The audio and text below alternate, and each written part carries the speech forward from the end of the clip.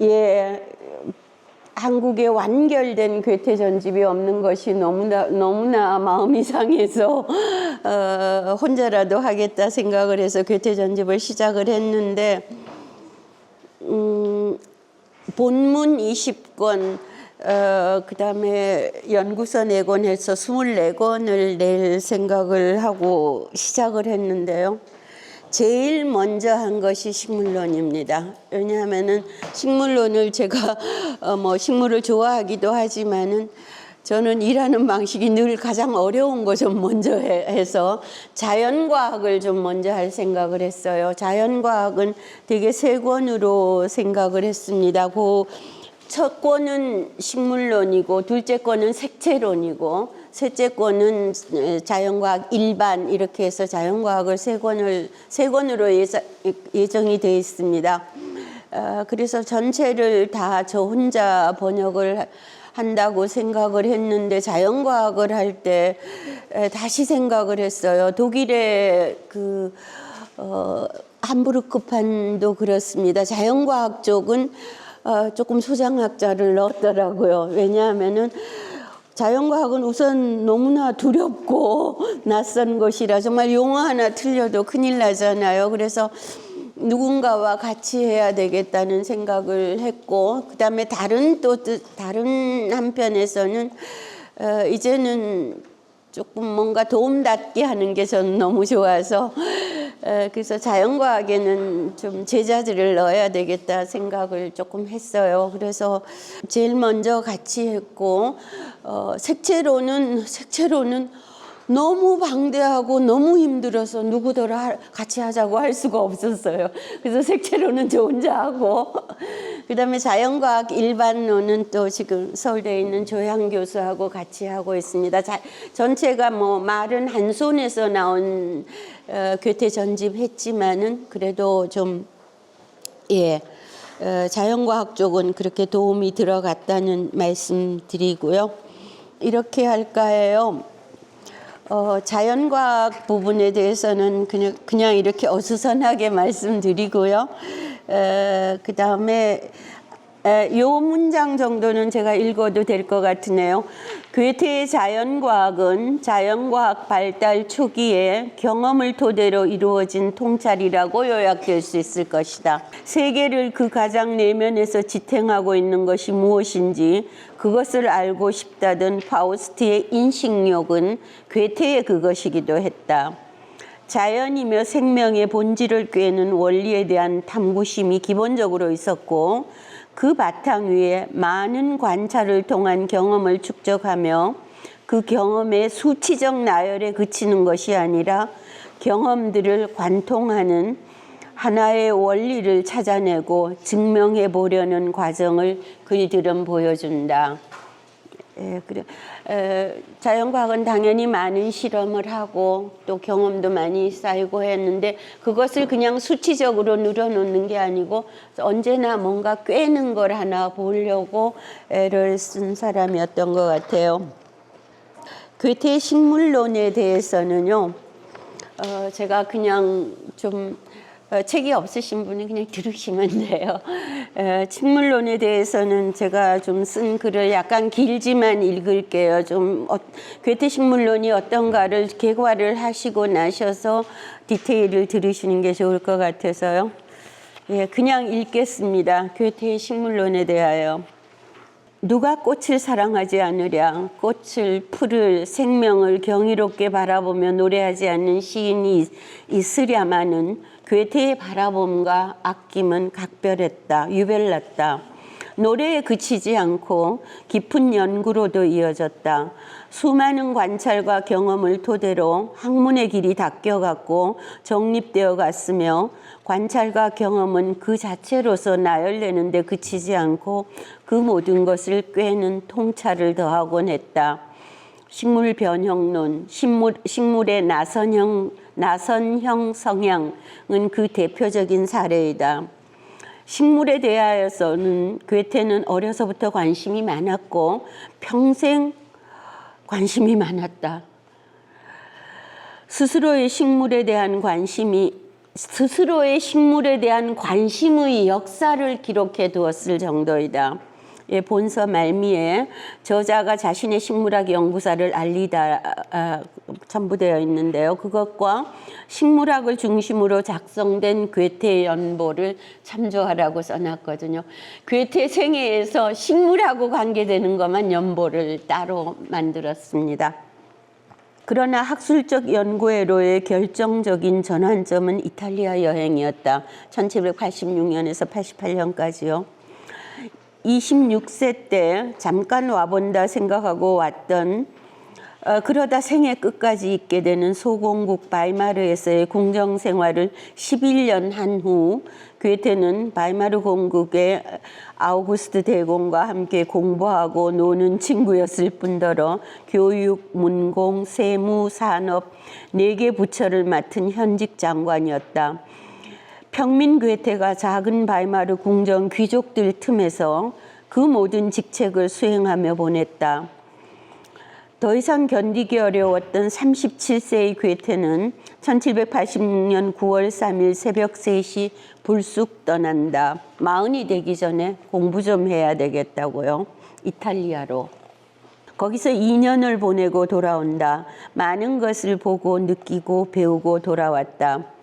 고전의 땅에서 고전 작품에 대한 눈이 열리고 이피게니에가 완성되고 파우스트의 본격적인 집필이 이루어지고 이탈리아의 푸른 하늘 아래 온갖 색채들이 선명한 풍경 속에서 색채론의 기틀도 잡혔으며 방금 또 폭발한 베수비오 화산은 광석에 대한 괴테의 관심을 세차게 끌어 자연과학적 관심도 다방면으로 깊어졌다. 여행, 실현 체류의 기록인 이탈리아 여행에서 유난히 눈길을 끄는 부분은 여행 첫 출발에서부터 식물에 기울여진 남다른 관심과 눈길이다. 마차를 타고 알프스를 넘어 이탈리아로 향하는 노상에서 환경과 고도에 따라 달리 적응된 식물들의 변화된 모습이 섬세한 관찰로 기록된다. 이탈리아의 이국적인 식물들을 특히 눈여겨본다. 파도바의 식물원에서는 하늘로 오르는 듯한 능소화가 만든 꽃벽에 놀라고 창끝처럼 생겨난 부채처럼 펼쳐지는 부채의 야자잎을 자세히 들여다보고 시칠리아에서는 회향을 들여다본다. 그리고 팔레르모의 공원을 거닐다가 괴테는 식물 변형의 핵심 개념을 얻는다. 그 어떤 원형적인 식물, 원식물, 우어플란트의 모습이 눈앞에 떠올려지고 그로써 그의 식물론의 틀이 잡힌다. 그때 떠올랐으며 꾸준한 관찰로 뒷받침된 획기적인 생각은 잎속에 프로테우스가 들어앉아 있다는 것. 프로테우스는 모습이 자꾸 달라지는 신이죠. 식물은 이파리가 근간이며 그것의 연이어지는 변형으로 잎나고 꽃피고 열매 맺기까지 한다는 것. 다시요. 이파리가 근간이며 그것의 연이어지는 변형으로 잎나고 꽃피고 열매 맺기까지 한다는 것. 식물은 처음서부터 끝까지 잎이라는 생각이다. 프로테우스는 다채롭게 모습이 바뀌는 신화의 인물이죠. 그 컨셉을 준 식물, 괴테 식물이라고 불리는 그 식물은 괴테에게 안겨 바이마르까지 오고 시칠리아에서 평생을 이어진 자연과학 연구의 결정적인 전기가 된다. 내려가시면서 이따 저 괴테 초상 큰 거 옆에 괴테 식물 놓여 있으니까 보시고 가세요. 그 변형의 과정과 근간의 추동력을 논하는 것이 그의 식물 변형에 관한 실론이다. 이 책에서 앞세워진 시 식물 변형론은 학문에는 별 관심이 없는 자신의 아내나 그 비슷한 사람들을 위해서 쓴 시입니다. 식물론은 자기 자신의 통찰과 본능적 경험론에 의거한 연구이다. 그가 살피며 모아둔 식물 채집 표본이 200년이 넘어 지난 지금도 2,500여 점이나 남아있다. 식물에 대한 것뿐만 아니라 괴테의 과학적 접근의 전반은 조직적, 분석적, 논증적인 자연과학이 아니라 내면으로부터 지식을 밝히려는 보다 높은 목표를 지닌 것이다. 이를테면 하나의 정신이 다른 것을 말한다며 인간 정신과 자연 정신 사이의 동일성이 상정된다. 생명의 원리를 설명하기 위하여 자연의 근본적인 추동력이 주목되는데 자연에 내재하는 양극성이 있다고 보고 자연만이 아닙니다. 괴테가 본 게 사회적인 것도 양극이 있어서 확장과 수축을 통하여 이루어지는 그 강화가 주목된다. 들숨과 날숨으로 심장의 수축과 이완으로 생명은 이루어지고 유지되고 상승 발전된다. 이러한 양극성을 포섭하는 상승, 독일어로 슈타이거룽을 통해서 말이다. 이를테면 자연의 파우스트적 지향이 상정되어 있다. 이러한 자연의 내적 법칙에 따라 생명체는 환경에 맞추어 변화를 해가며 어떤 비밀의 사다리를 나선형으로 오른다. 자연의 내재적 법칙과 환경의 법칙에 따라 자연을 두루 통해 이루어지는 변형, 메타모포시스가 시스에 괴테는 전면적으로 접근한다. 이 변형 과정은 세 가지 만들었군요. 예, 프로테우스라고 그래. 식물 속에는 프로테우스가 있다고 그러는데 하나는 잠재적 프로테우스, 프로테우스 인 포텐치아하고 행하고 있는 프로테우스 악투스, 그 다음에 적응하며 행하는 프로테우스 악투스 아답투스. 예, 뭐 아무튼 이 정도로 요약하는 사람도 있고요. 아무튼 이런 과정을 보이며 환경에 적응해가며 유기체는 변증법적 발전을 이루어간다. 유기체의 환경, 유기체와 유기체의 상호적응이 강조되어 있다. 조금 더 남았습니다. 19세기 자연과학의 선도적인 생각이었다. 식물변형론은 1789년 프랑스 혁명의 해입니다. 1789년 겨울에 완성되었는데 그 출가는 과학자 해켈보다 75년 앞서고 123묘목으로 이루어진 린네의 대표작은 독일에서 이듬해인 1790년에 나왔다. 생명체 혹은 자연의 생명을 전체로서 설명하는 도전으로 분석적, 통계적, 기계적 자연과학에 대한 대안적 접근이다. 이성일변도의 접근의 중심에 자연계를 놓아 자연을 낯설어지게 만드는 대신 괴테는 좀 더 깊게 자연을 지을 통합하는 일체화의 길을 목표로 하였다. 과학과 자연은 대척적인 것이 아니라 보완적이라는 것이다. 시인과학자, 그렇게 하게 되겠죠. 괴테의 업적은 그런 노력의 소산이다. 큰 식물학자 훔볼트, 알렉산더 폰 훔볼트는 1806년에 책 한 권을 괴테에게 헌정하였다. 괴테가 그린 식물변형론 사파를 곁들인 것이었다. 1853년 헬름홀츠는 괴테의 변형론이 19세기 생물학을 형성하고 다윈 이론의 길을 닦았다고 식물변형론, 동물변형론을 찬양했다. 다윈 자신도 여러 차례 괴테의 이론을 직접 언급했다고 한다. 네, 종의 기원은 1859년에 나왔습니다. 로버트 J. 리차즈는 환경 이론은 괴테의 변형론이었다고 이 영향의 계보를 강조한다. 현대에도 랄프 waldo 에머슨, 헨리 데이비스 소로우 등 많은 사람들에게서 그의 영향이 엿보인다. 저는 소로우 읽으면 괴테가 보입니다. 시와 과학의 결합인 식물론. 괴테의 실망감이 표현되어 있기도 하고 이해받지 못하리라고 늘 생각했어요.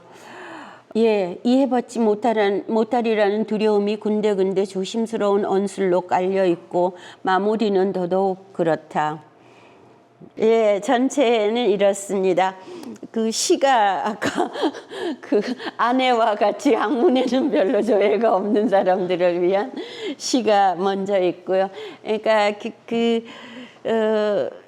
조금 우화적이라고 할 수도 있고 과학적이라고도 할 수 있는데요. 결국 식물도 이 생식을 통해서 번식하는 그런 과정을 시로 썼고요. 예, 전체는 식물 변형론이고 Die Metamorphose der Pflanzen요. 지금 여러분 드린 리플렛에 전과자가 빠졌습니다. 그다음에 식물의 나선 성향이라는 논문이 또 딸려 있습니다. 그리고 저자가 자신의 식물학 연구 이야기를 들려주다, 이것도 흥미롭고요. 연보도 저는 참 흥미로웠습니다. 어떤 한 사람에 대해서 식물학만으로 연보를 만들 수 있다는 게 신기하기도 하고 놀랍기도 했습니다. 그리고 마지막에 이탈리아에서의 메모를 넣었어요. 이거는 정말 이탈리아 그 흔들리는 마차 안에서 막 이러고 그냥 이렇게 문장 아니고요. 그냥 이렇게 착상들을 적어 놓은 거예요. 그래서 그걸 뭐 일일이 읽거나 그럴 수는 없지만 한번 넘겨보시는 것만으로도 어떤 착상들을 붙들어서 식물론을 끌고 갔나 이런 걸 볼 수 있고요.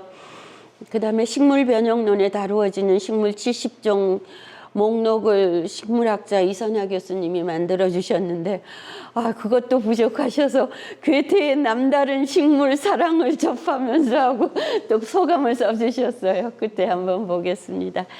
예, 그 괴테 식물론하고 연관돼서 재미있는 사진들을 몇 개 우선 앞세웠는데요. 능소화 사진을 먼저 넣었습니다. 능소화를 파도바에 가가지고 능소화 아시죠? 능소는 하늘로 오르다는 뜻입니다. 저렇게 붉은 꽃을 가득 피우면서 하늘로 오르는 저 능소화 벽을 보고 굉장히 감탄을 했어요. 그래서 남극 식물을 접하는 이런 계기가 됐고 식물의 큰 생명력 이런 걸 볼 수 있었고, 그래서 서원에도 앞에 지금 저 전신주에 너무 많이 올라가 있고 여기 길에도 전부 다 심었습니다. 그 다음에 전체가 지금 잎이라는 화두를 붙들고 가기 때문에 선인장적의 잎인지 다육인지 뭔지 모르겠습니다만 어찌됐건 조금 남극의 식물들 눈여겨봤고요. 아까 식물의 나선 성향이 두 번째 논문입니다. 그런데도 자세히 보시면 야자나무가 돌아가면서 이렇게 사선 보이시죠? 예, 그렇게 두 개가 들어가고요. 예, 이게 괴테 식물입니다. 팔레르모에서 봤는데, 시칠리아의 팔레르모에서요. 이파리 끝이 뾰족뾰족 톱니처럼 돼 있고 톱니마다 저렇게 한 포기씩이 다 생겨서 뿌리까지 나가지고 뚝뚝 떨어져서 다시 한 포기로 다 자라요.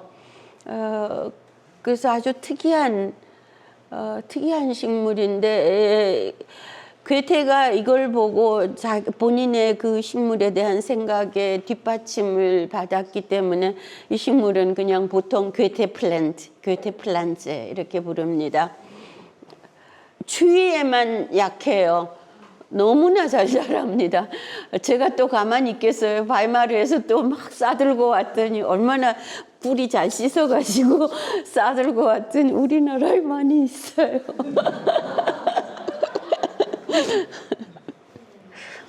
예, 이렇게 뚝 떨어져가지고 저기 있던 게 뚝 떨어져서 저렇게 한 포기로 자랍니다. 연말에 꽃도 한번 피기는 하고 줄기는 죽고, 예, 그러고요. 전체가 이렇게 그러니까 어떤 요목이라고 할까요? 예, 참 몇 줄 안 되는 한 문단식으로 해서 쭉 가는 글이거든요. 그래서 처음에는 조금 차근히 읽어보고 그 다음에는 막 넘어가면서 읽고 그러겠습니다. 예. 식물의 성장에 조금이라도 관심을 기울이는 사람이면 누구든 쉽게 알아차리게 되는 점은 식물의 어떤 외적 부분은 이따금 변형하면서 바로 곁에 있는 부분들의 형상으로 넘어간다는 것이다. 어떤 때는 완전하게 넘어가고 어떤 때는 조금 넘어가고. 그래서 예를 들면 수술대와 꽃밥 자리에 꽃잎들이 발달하면 헛꽃이 종종 겹꽃으로 바뀌는데 그 꽃잎들은 형태와 색깔에 있어서 꽃뿌리의 나머지 꽃잎들과 완전히 똑같기도 하고 근원의 표시를 눈에 보이게 지니기도 한다. 이렇게 뭐가 좀 바뀌어가는데 완전히 싹 바뀌기도 하고, 그러니까 그 미리 말씀드리자면 그러니까 씨앗 속에서 떡잎 속에서 나왔잖아요. 그 다음에 줄기가 되고 뭐 이렇게 자꾸 돼가는데 바로 싹 넘어가기도 하고 조금 덜 넘어가기도 하고 섞여 넘어가기도 하고 그런다는 얘기입니다. 그래서 이렇게 식물에서는 한 걸음 뒤로 가는 것과 질서를 뒤집는 것이 가능함을 알아보면 우리는 자연의 규칙적 도정을 좀 더 주목하게 된 것이고 변화의 법칙들도 알게 된다. 그 법칙들에 따라서 자연은 한 부분을 다른 부분을 통해서 내놓으며 단 하나의 기관을 수정 변형해감으로써 모디피케이션을 통해서 아주 다양한 형태를 보여준다. 서로 연이어 또 이를테면 서로로부터 나오며 변화하는 식물의 다양한 외적 부분들, 잎, 꽃받침, 꽃뿌리, 수술대 같은 부분들을 연구자들은 오래전부터 널리 인식하고 세부적으로 연구해왔다. 그리하여 하나의 기관이 다양하게 변하는 모습을 보이는 작용을 식물 변형이라고 불러왔다. 여기까지 해서 이미 그 괴테가 하고 싶은 말이 사실은 아까 잎이라고 그랬잖아요. 잎이 어떻게 변화를 해서 끝까지 가는가, 그 과정을 보고 있습니다. 그 과정을 괴테의 연구는 앞으로 나오겠습니다마는 1년을 단위로 1년 초만 일단 연구를 했어요. 여러 해 자라는 나무는 아니고요. 이 변형은 3가지 종류로 우리에게 나타난다.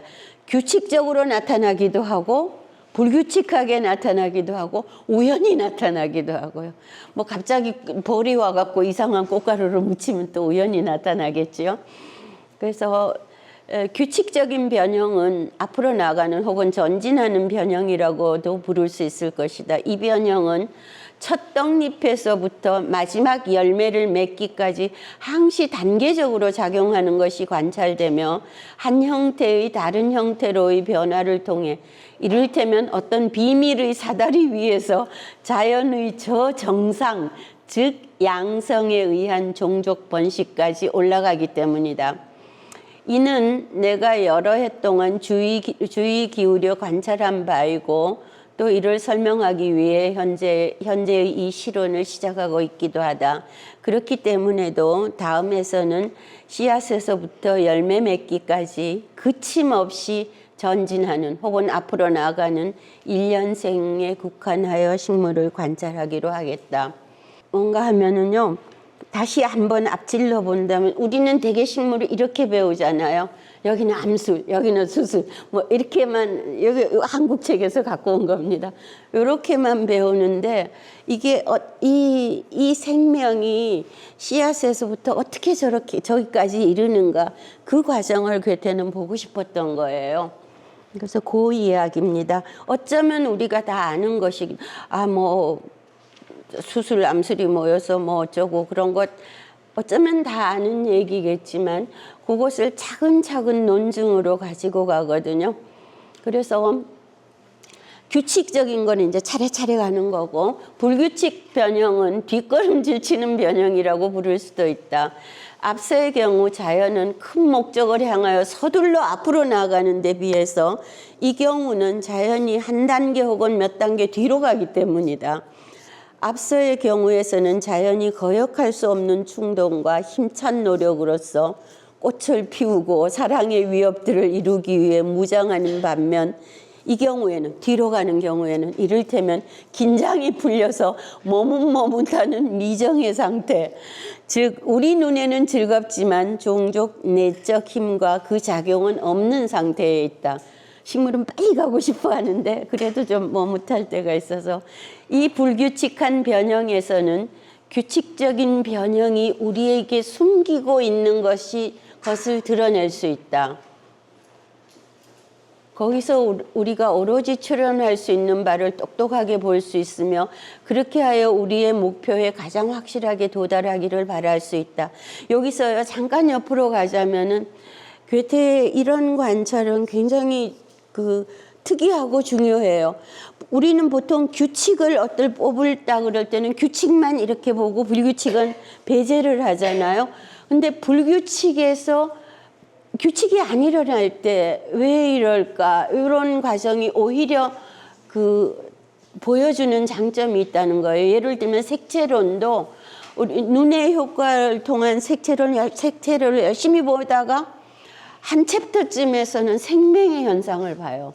생명에서 어떤 일이 일어나는가를 보면은 불규칙한 거죠. 뒤로 가는 거죠. 바로 일어나는 것이 오히려 좀 보일 수 있는. 예.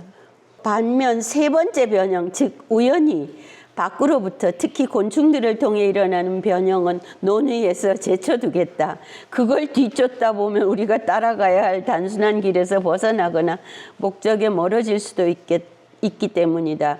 이 기괴한 그렇지만 특정 경계 안에서 한정된 때이르게 튼 싹에 대해서는 아마 다른 자리에서 얘기할 기회가 있을 것이다. 그렇다고 너무 우연한 거는 좀 너무 멀리 가기 때문에 못 살펴보는데, 그러나 어찌됐건 과학이기 때문에, 자연과학이기 때문에 최대한 모든 것을 포섭해가지고 가려고 그러고, 전체적으로 약간 말이 어렵게 느껴지는 거는 괴테 자신의 조심스러움 때문입니다. 그러니까 본인이 뭐 식물학만 하는 사람 아니잖아요. 그러고 전체적으로 보면 너무 앞서갔어요. 그러니까 내가 이 주장을 해서 과연 먹히겠는가 이런 생각을 늘 하면서 조심조심 주저주저 그렇게 하면서 사실은 또 좀 완벽한 포괄이 이루어지는 그런 것도 있고요. 예, 잘 아시죠? 파우스트도 60년 써가지고 이해받지 못할 것이라고 봉인해서 넣었잖아요. 굉장히 조심스러운 어투로 다가갑니다. 그냥 이렇다 이렇게 안 하고, 떡잎에 대하여 아까 거기까지가 서고요. 식물의 단계를 관찰하려 하는 만큼 우리의 주의력은 곧바로 씨앗에서 나와 발전되는 순간의 식물을 향하도록 하여야 할 것이다. 이 시기에 우리는 식물에 직접 속하는 부분들을 쉽고도 정확하게 알아볼 수 있다. 식물은 그 껍질을 얼마만큼 흙 속에 남기는데 그건 또 지금 살피지 않겠다. 많은 경우들에 있어서 뿌리가 내리면 씨앗 덮개 아래 이미 숨겨져 있던 그 윗부분 성장의 첫 기관들이 빛으로 나온다. 떡잎들은 자주 형태 없이 거친 진료로만 채워져 있는 것 같은 모습인데, 그렇죠. 저 씨앗 속에 들었을 때 두께며 넓이가 아주 커 보인다. 맥과는 알아볼 수 없으며 전체 씨앗 덩어리와 잘 구분이 되지 않는다. 콩 같은 거 생각하시면요. 잎과 비슷한 점이 거의 없어서 자칫 특별한 기관으로 볼 수도 있다. 저걸 잎이라고 생각을 하기 어렵다는 것이죠. 하지만 떡잎은 많은 식물들에 있어서 잎 모양에 근접한다. 떡잎은 점점 평평해지다가 빛과 공기에 노출되면 상당히 짙은 초록색을 띠게 된다. 초록빛이 짙어질수록 그 안에 간직된 맥관들이 뚜렷해지고 잎맥과 비슷해진다. 예. 그래서 저기 이거는 괴테 스케치입니다. 컬러가 아닌 것은. 속에 있을 때는 초록색도 하나도 없고 무슨 덩이 같은데 나와서 저렇게 꽃이 됩니다. 떡잎은 대개 2장이다. 여기서 우리는 차후의 논의에서 보다 중요해질 관찰에 이른다. 첫 마디의 잎들은 자주 나란히 쌍으로 나지만 첫 마디의 잎은 나란히 쌍으로 나지만 이어지는 줄기 잎들은 엇갈려 난다. 그렇죠? 네.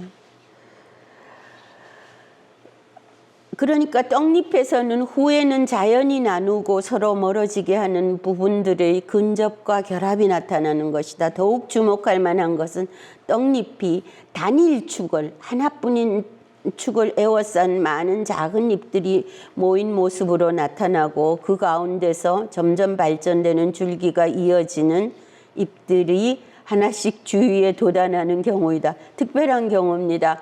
이렇게 쌍으로 있고 그다음에 이렇게 엇갈려 나지 않고 처음부터 이렇게 모아서 나는 이런 경우를요. 여기서는 관 형태의 바늘잎 다발이 이를테면 일종의 꽃받침을 형성한다. 다음에서 비슷한 현상들을 볼 때 우리는 현재의 경우를 상기하게 될 것이다. 그러니까 보통은 얘기한 대로 이렇게 쌍으로 나고 엇갈려 가는데 간혹 이렇게 첨서부터 좀 이렇게 그 다발로 나는 것들이 있다는 얘기입니다. 거기까지가 이제 떡잎 속에 씨앗 떡잎에서부터 나올 때까지고, 그다음에 마디에서 마디까지 줄기잎들의 형성. 이제 우리는 자연의 전진하는 작용들을 눈앞에 온전히 떠올려 보았기에 잎들이 연속적으로 형성되어 나가는 것도 볼 수 있을 것이다. 또한 이어지는 잎들은 자주 씨앗 속에 이미 들어있는데 떡잎에 쌓여있다. 그것들은 돌돌 말려있는 상태로 해서 작은 용수철이라는 이름으로 알려져 있다. 다양한 식물들에서 그 형태는 떡잎이나 그로부터 이어지는 잎들의 형태와 구분된다.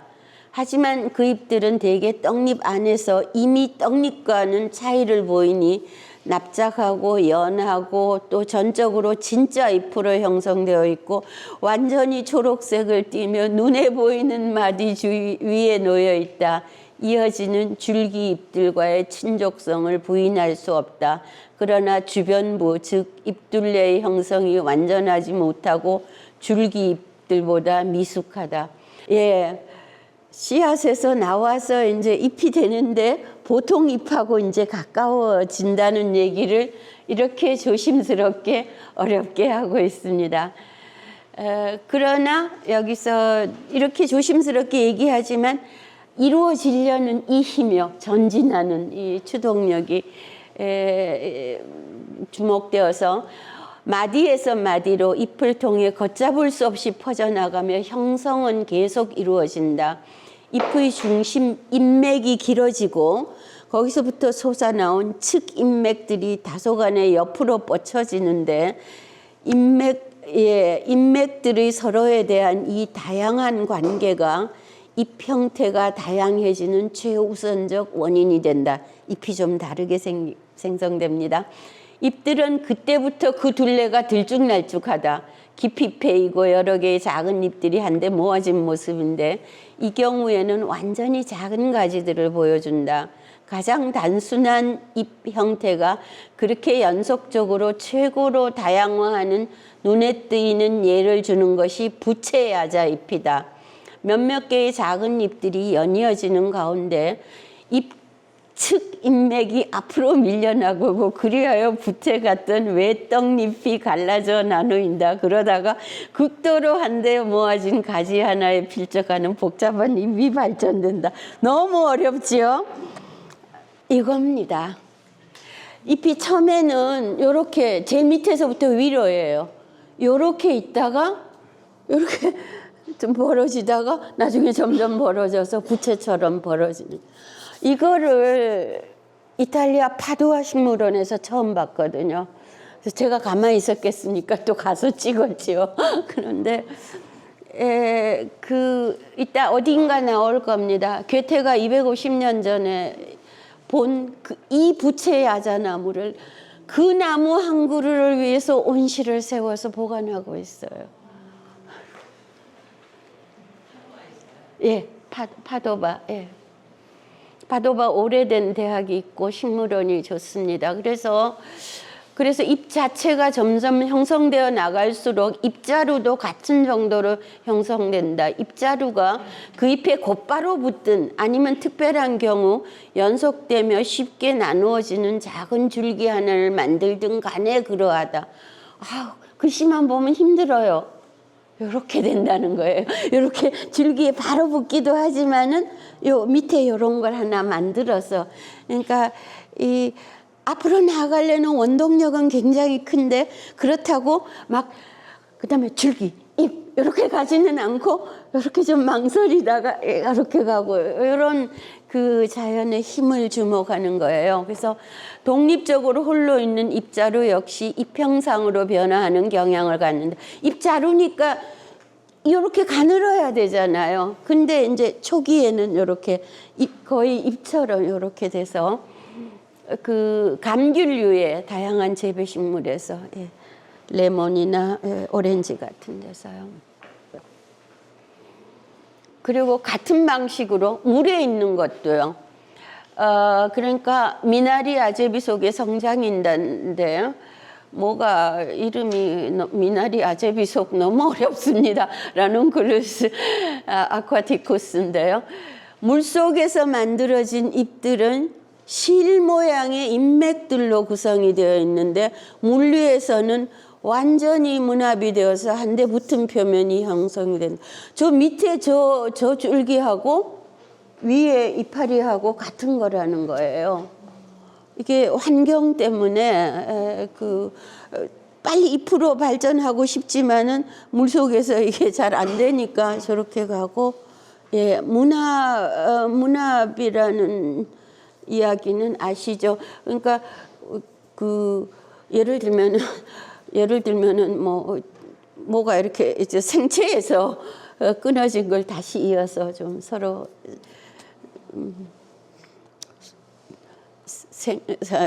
살게 하는 수술이죠. 살게 하는 접합입니다. 그래서 그 절반은 실 모양인 잎들에서의 이행을 우리는 정확하게 볼 수 있다. 오른쪽은 역시 괴테의 스케치고요. 아무튼 몇몇 식물들에서 관찰되는 바는 마디는 다른 마디에서 나온다는 점이다. 마디에서 마디로 연결되는 잎자루에서 곡류, 화분과 식물, 골풀류들에서 그 점이 확연하다. 가운데가 다 비어 있고 목수 혹은 세포 조직으로 채워 있어 보이는 다른 식물들에서는 아주 그렇지는 않다.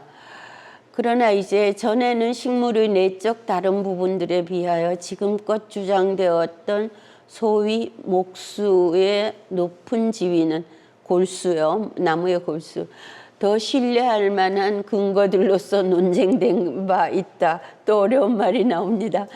그것이 성장에 영향을 준다는 주장이 있으나 부인되었으며 그 싹트고 생성하는 힘은 두 번째 속껍질의 내면에 속한다는 것을 이제 의심하지 않게 되었다. 그리하여 현재 확신하는 바는 위쪽 마디 하나가 앞선한 마디에서 생겨나고 곧바로 앞선한 마디를 통해서 수액을 받음으로써 보다 더 정제되고 걸러진 수액을 얻으며 또한 그 사이에 일어나는 잎들의 영향을 받음으로써 그 스스로 보다 섬세하게 형성되며 그에 속하는 잎들이며 눈들에다 보다 정제된 수액을 공급한다는 것이다. 뒷부분 다시 좀 읽으면요. 중요해서 위쪽 마디 하나가 앞선한 마디에서 생겨나고 곧바로 앞선한 마디를 통해서 수액을 받음으로 해서 보다 더 정제되고 더 걸러진 수액을 얻고 그 사이 또 잎들의 영향도 좀 받고 그래서 스스로도 보다 섬세하게 형성이 되고 그에 속하는 잎들이며 눈들에 보다 정제된 수액을 공급한다는 것이다. 유지해가는 체계를 봤습니다.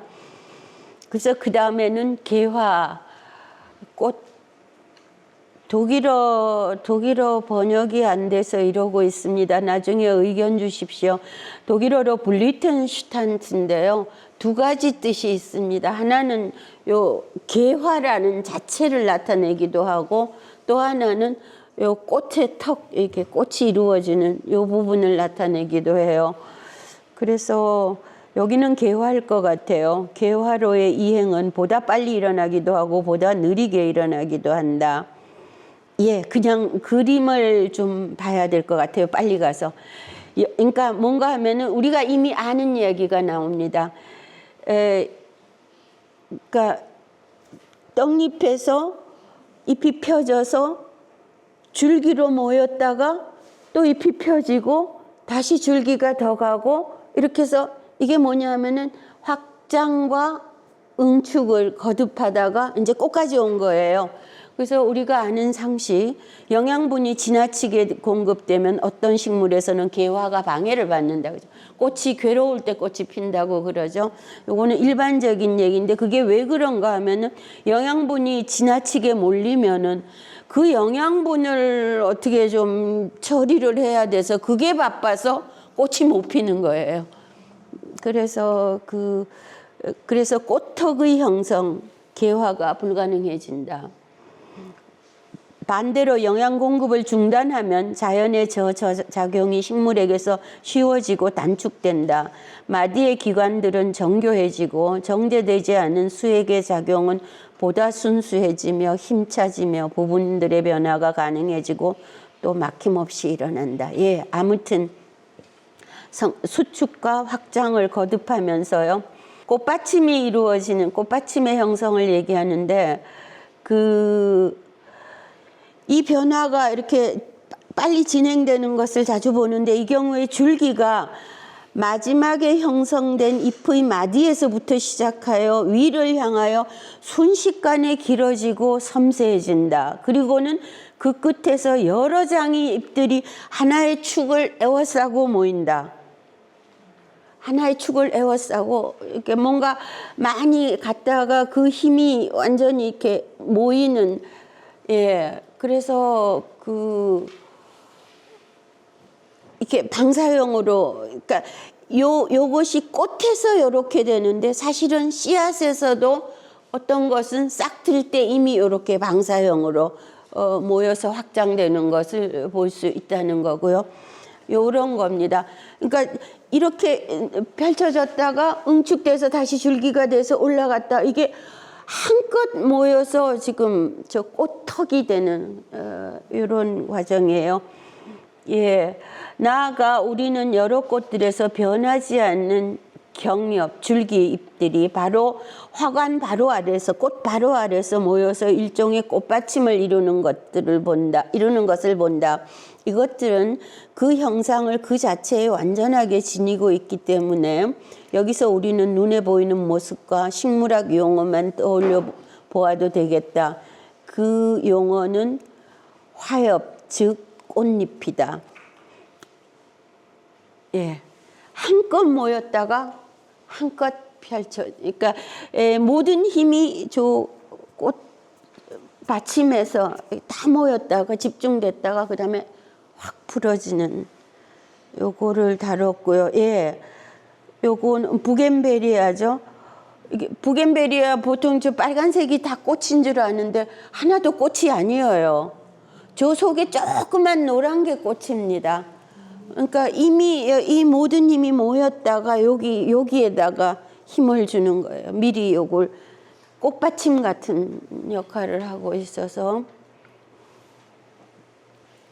좀 더 주의력을 기울여 이미 다룬 바 있는 경우로 관찰해야겠다. 꽃 차례로의 이행이 천천히 일어나서 경엽들이 줄기잎들이 차츰차츰 오므라들고 변화하여 꽃받침 속으로 슬며시 이를테면 살금살금 숨어드는 경우 말이다. 그런 것이 머리 모양을 이룬 두상화서의 꽃받침, 특히 해바라기와 금잔화의 꽃받침에서 아주 쉽게 관찰될 수 있다. 예, 조금 굉장히 천천히 일어나서 매우 집중된 얘가 이런 해바라기나 금잔화 같은 저런 데서 보고요. 조금 더 가보죠.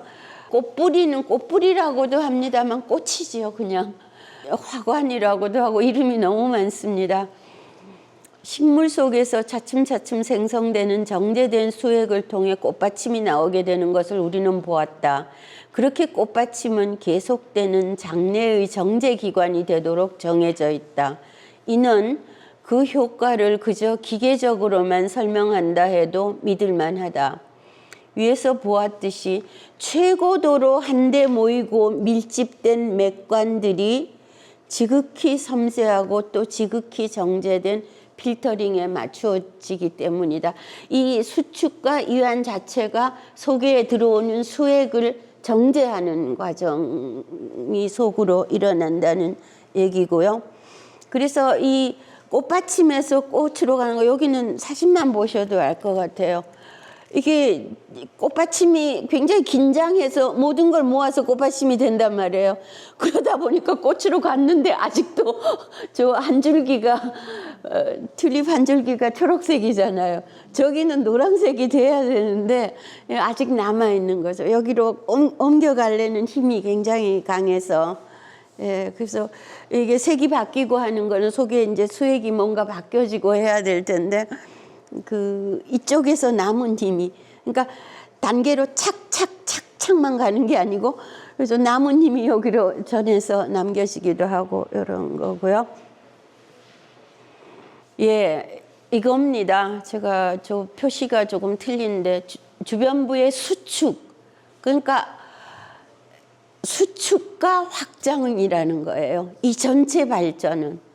그러니까 이렇게 숨었다가 다시 좀 확장됐다가 그 힘을 모아서 또 오그리고 최대로 또 꽃에서 피고 또 여기 뭐 맥관들 속에 이렇게 꿀샘도 담아보고 이렇게 모였다가는 열매로 확 모아지는 그 과정을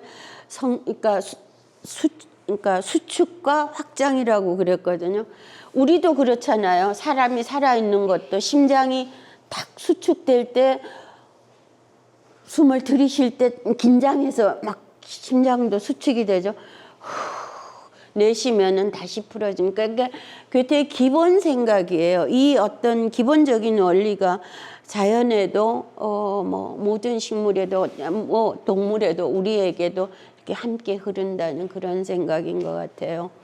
그래서 아무튼 뭐 예, 여러 가지 뭐 망설이면서 오그라들면서 모이면서 수축되면서 뭐 이렇게 아직도 망설이고 있습니다만은, 그리고 이런 책을 드려서 너무 죄송합니다만은 그러나 중요한 것은 예, 수축과 확장을 통해서 이 생명의 다이내믹이 진행된다는 얘기입니다.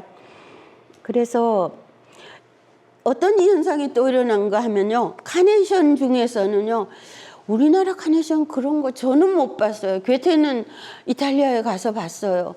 꽃이 다 피었는데 꽃이 그걸로 만족을 못하고 꽃 속에서 다시 줄기가 나와서 꽃이 또 피어요. 그런 거를 눈여겨보면서, 그거는 아까 말한 대로 기형이죠.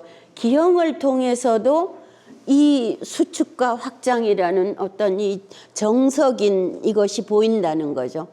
기형은 그냥 기형이어서 도외시하고 가는 게 아니고, 그것을 통해서도 예, 이게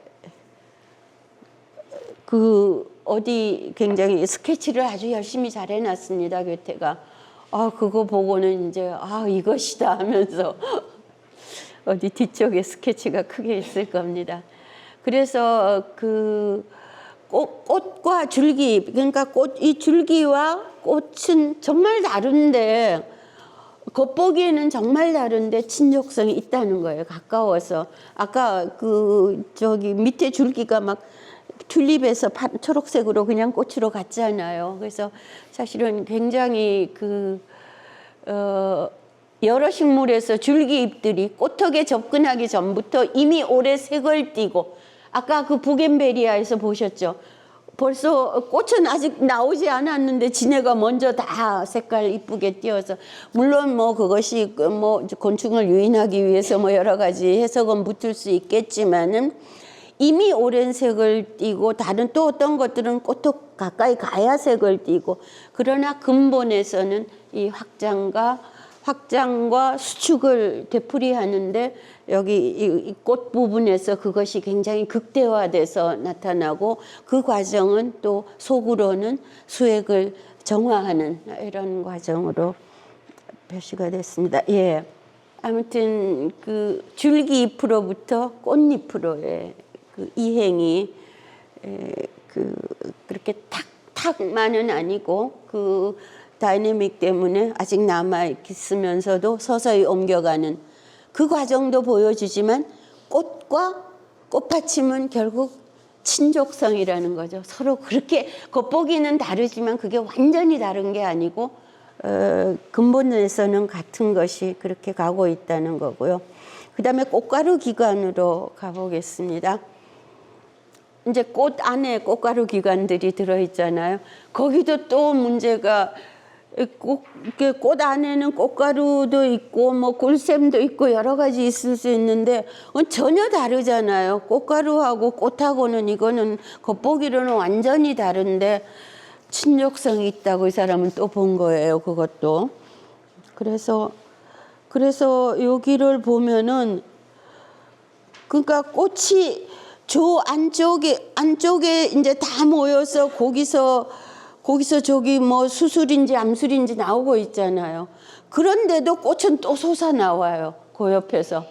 그러니까 딱 끝나고 딱 술이 서고 그게 아니고 술이 섰는데도 꽃은 또 이렇게 선회를 하면서 피어나는 생명의 어떤 기본적인 동력이에요.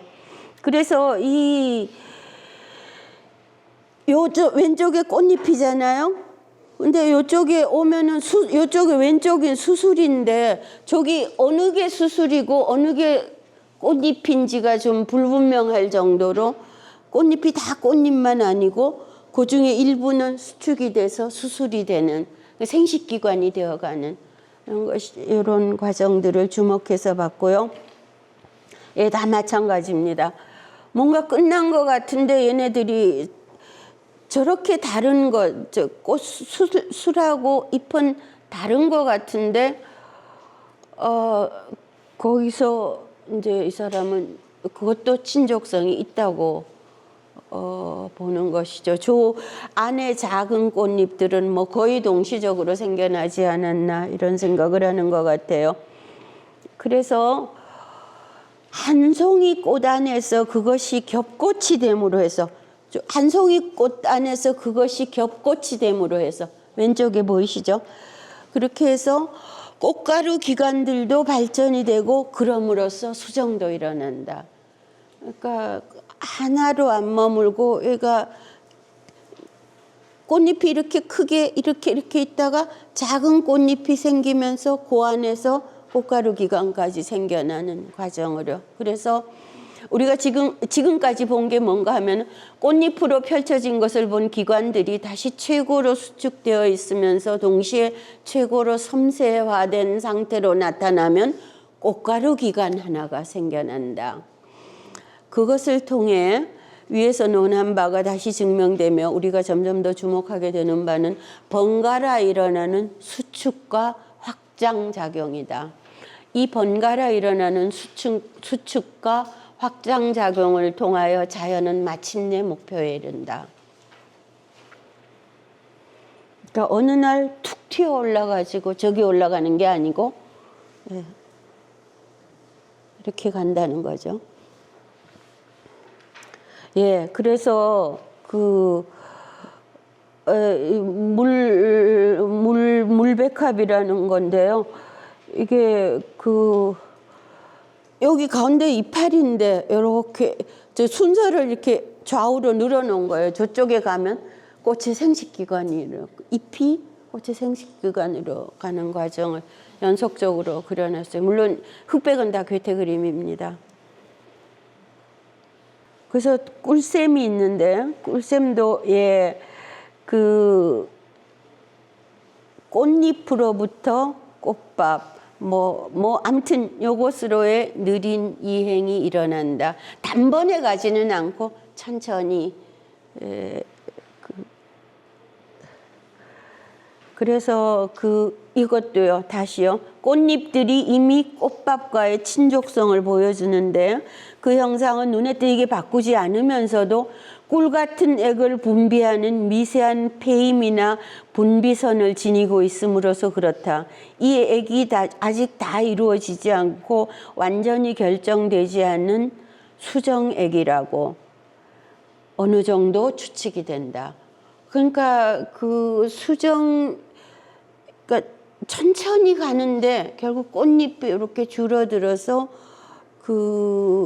뭔가 페임도 생기고 분비선도 생겨서 수정이 일어날 수 있는 이런 데까지 보네요. 예.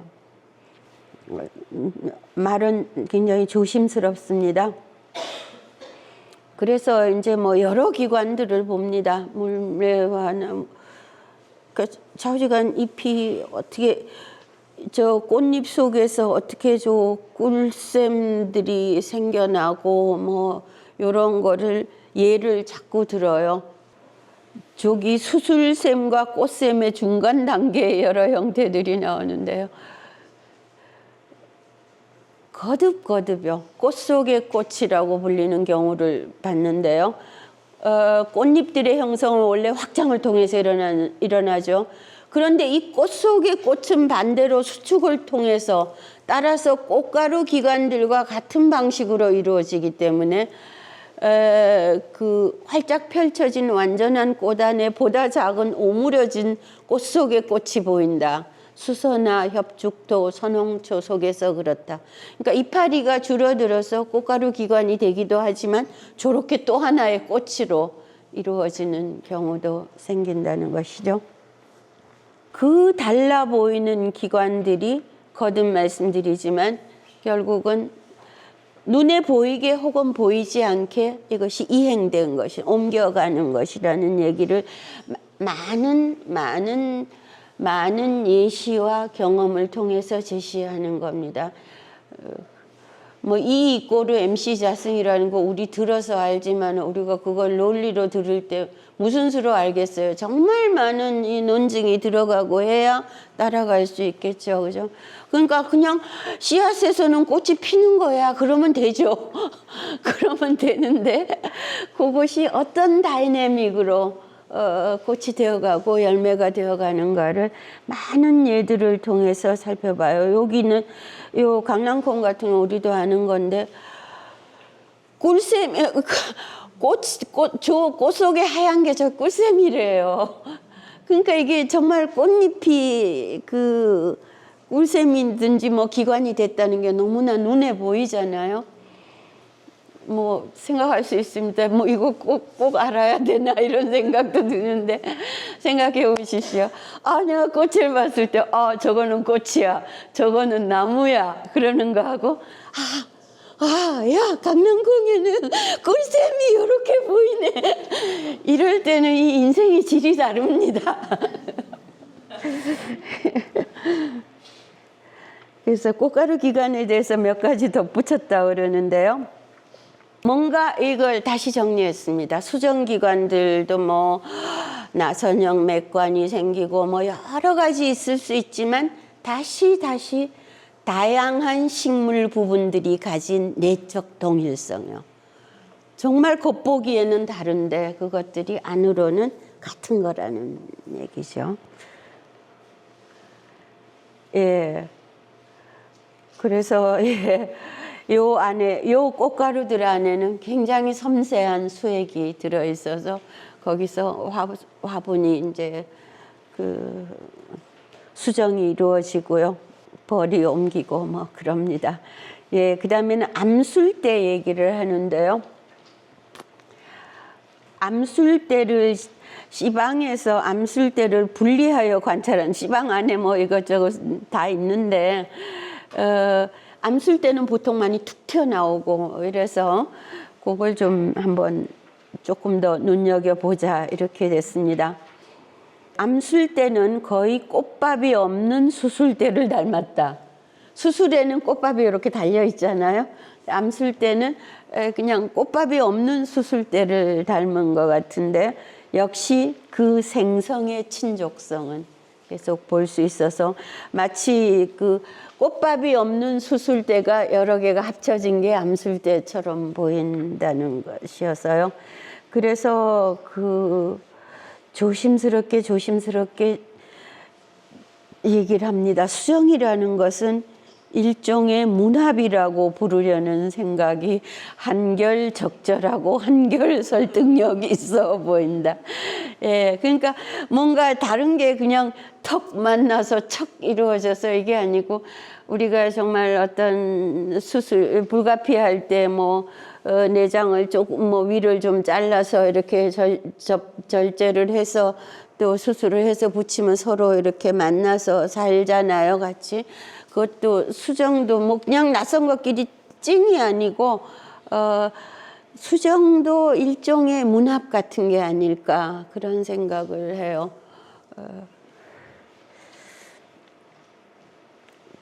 그래서 인동 여기 저기 저 정원집의 뒷면에 인동이 심겼습니다. 서양 인동인데 정원집의 식물들은 괴테 정원집하고 똑같이 심었어요. 저기 남쪽에는 포도를 심고 그 옆에는 장미를 심고 또 그 옆에도 장미를 심고 조금 그늘이 드는 쪽에는 인동을 심었습니다. 인동이죠. 겨울을 이기는. 이렇게 해서 좀 생명력이 강해서 인동을 심었고, 인동은 독일에서는 부부애의 상징입니다. 예, 추위에도 잘 견디고, 예, 향기롭고. 예, 아무튼 이 꽃이 트럼펫형인데 꽃 바닥에 꿀샘이 있다. 인동만이 아니라 저렇게 생긴 꽃들은 되게 그렇지요. 그래서 예, 다시 얘기를 합니다. 어떤 이 조심스러운 언술에서 하나의 논리를 쌓아가는데 얼마나 공이 드는가를 우리는 동시에 보게 돼요. 이거 벌써 나왔잖아요. 그걸 나오고 나 한 번 말했어 끝이야 이렇게 하지 않고 암술대는 거의 꽃밥이 없는 수술대를 닮았다. 그 생성의 친족성은 외적으로는 나머지 부분들에 있어서보다 더 크다. 예를 들면 꽃받침하고 꽃잎 사이의 친족성보다는 수술대와 암술대의 친족성이 더 커 보인다는 거죠. 그러니까 수술대와 암술대의 친족성은 크다. 그냥 그 말 하나가 이렇게 어렵사리 나왔습니다. 예, 또 나오죠. 암술대는 매우 자주 여러 개의 단독 암술대들이 합쳐져서 자라난 것이고, 겉보기는 이제 수술대를 합친 게 암술대 같은데 암술대를 또 자세히 들여다보면은 수술대는 여럿이고 암술대는 하나잖아요. 왜 그런가 봤더니 여러 개가 합쳐져서 하나가 됐어요. 그러니까 하나에서 많이 받아야죠. 합생이란 단어를 쓰네요. 서로 합쳐져 가지고 그러네요. 결국 인간도 그렇지 않겠어요? 정자는 얼마나 많아요. 그런데 난자는 너무 조금이에요. 근데 그게 그만큼 집중된 무엇이겠죠? 그래서 아직 다 이루어지지 않은 섬세한 부분들이 꽃턱에서 빼곡이 한데 모여 있고 지극히 내밀하게 서로 결합될 수 있기 때문이다. 시방하고 열매가 같은 단어여서 참 고민이지요, 그죠? 참 고민이었어요. 그런데 독일에서도 또 방이란 말을 가끔씩 써서 그것도 재밌습니다. 그것은 자연이 감싸인 씨앗을 넣어두기 위하여 혹은 이 방의 가장 안쪽에서부터 수정을 통하여 씨앗을 발전시키기 위하여 만드는 것이다. 예. 그래서 이 시방의 신피들 역시 지금까지 관찰한 부분들의 성질과 구조에서 설명될 수 있다. 그러면 좋지요. 있다는 것이 소략하게 제시될 것이다. 앞으로 그 이야기를 하겠다는 조심스러운 언술입니다. 폐임들의 정점에서 또 암술대와 암술머리에 부드러운 잔재를 지니고 있는데 비해서 신피가 하나의 완전한 진짜 꽃받침으로 변형되고, 그리고 이 두 번째 꽃받침의 가장 안쪽에서부터 씨앗 대신 다시 하나의 다소간의 완전한 꽃으로 발전되는 페랭이 꽃이 있다. 예. 보셔요. 꽃다발이 되는 꽃들의 예입니다. 그러니까 저 밑에 꽃턱이 있잖아요. 그러면 보통 거기서 바로 꽃잎이 나와야 되는데 여기 또 올라가서 각각 이렇게 하나인 것처럼 해서 꽃이 꽃다발이 되는 이런 꽃의 예를 들었고요. 예. 이 기나긴 얘기를 다시 한번 요약하자면 그 규칙적이고 항구적인 생성을 통해서 자연 자체가 잎 하나에 숨겨져 있는 번식 능력을 매우 다양한 방식으로 드러내주고 있다. 그래서 요런 예를 들면은 여기도요. 요 경우에도 다시 연맥 저기서 어디 끝에 가서 꽃이 나오는 게 아니고 다시 또 잎이 나오고 연맥줄기가 또 나오고 꽃이 피고 이렇게 해서 사실은 지금 저만큼 왔으면 바로 꽃이 피어야 되는데 바로 꽃이 안 피고 그래서 아까 퇴행적인 이런 표현을 쓴 거예요. 뒤로 가는 혹은 퇴행적인 이런 게. 그러니까 뭐 그냥 일사불란하게가 아니고 또 약간 뒤로 가고 어떤 작은 과정들이 되풀이됨을 통해서 또 사실 다양성이 확보되는 것이죠. 다 하나의 완전히 눈에 보이는 이런 법칙만이 아니고 또 이런 것도요. 아니 이파리에서 왜 열매가 달리는지 뭔가 그 밑에 뜯어보면 뭔가 또 있을 텐데 그래서 그 다음에요. 이 형편없이 잘 자라는 고사리요. 예, 너무나 정말 홀씨를 혹은 씨라기보다는 오히려 싹을 발달시켜 사방으로 흩뿌린다. 그러니까 여기서는 잎 하나가 널리 퍼져 있는 식물인 크고 가지 많은 나무와 번식 능력에 있어서는 경쟁을 벌이고 있는 것이다. 홀씨가 너무 많아서 하도 많이 떨어지고 해서 요 잎사귀 하나가 저 큰 나무같이 그런 역할을 하고 있다는 거죠. 포자낭들의 아까 그곳에 앞서간 부분들과의 친족성은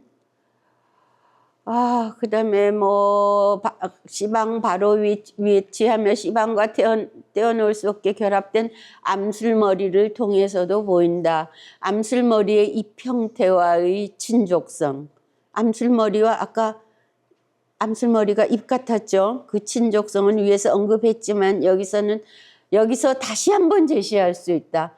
겹꽃 양귀비에 있어서 씨방의 암술머리가 색깔 있는 꽃잎과는 완전히 비슷한 연한 작은 잎으로 변형된다는 것을 지적함으로써 말이다. 예. 아무튼 예, 같은 얘기가 자꾸 나옵니다. 어디까지가 암술머리고 어디까지가 씨방인지 잘 모르겠는 그런 예들이 나오고요. 그 다음에 한편 씨앗은 그 내면의 수축과 형성의 최고도에 달해 있음을 본다. 다양한 씨앗들에 있어서 주목되는 점은 씨앗들이 잎들을 그 다음 껍질로 바꾸어 생성시키며 다소간에 적응하며 대개는 그 힘을 통해 껍질들을 완전히 재개로 갖다 붙이는데 그 형태를 완전히 변형시켜 버린다는 점이다. 위에서 몇몇 씨앗들이 스스로에서 나와 하나의 잎으로 발전하는 것을 보았기 때문에 하나하나의 개별 종자의 씨앗 눈이 하나의 씨껍질을 입는다고 이상할 것도 없다. 예, 아무튼 중요한 것은 씨앗은 수축의 최고 수축이고, 그래서 우리가 처음에서 봤듯이 다시 거기서 어떤 잎으로 나올 가능성이 또 들어있는 최고 수축 단계로 얘기가 되고요. 그 다음에 씨앗에 적응하지 못한 잎 형태의 자취들을 우리는 예컨대 단풍, 느릅, 물풀의나무, 자작나무 같은 많은 날개가 달린 씨앗들에서 본다. 씨앗이 최고의 수축인데 그걸 적응을 못한 이상한 것들이 있어요. 우리가 아는 것들입니다. 이런 거요. 단풍나무 씨앗 같은 거요.